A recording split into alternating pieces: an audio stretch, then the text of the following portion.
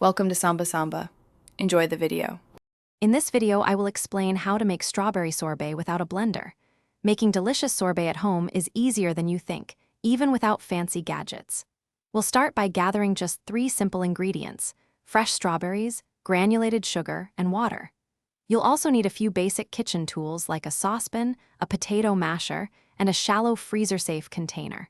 This guide will walk you through each step to create a wonderfully refreshing treat. First, let's prepare our simple syrup. In a small saucepan, combine 1 cup of water with 1 cup of granulated sugar.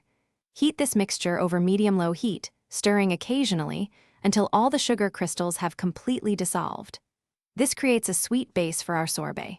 While the syrup cools, wash and hull approximately 2 pounds of fresh, ripe strawberries.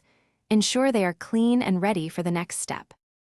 Now, take your prepared strawberries and place them into a large mixing bowl.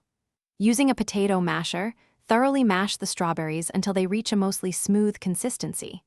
Don't worry if there are a few small chunks, they add character.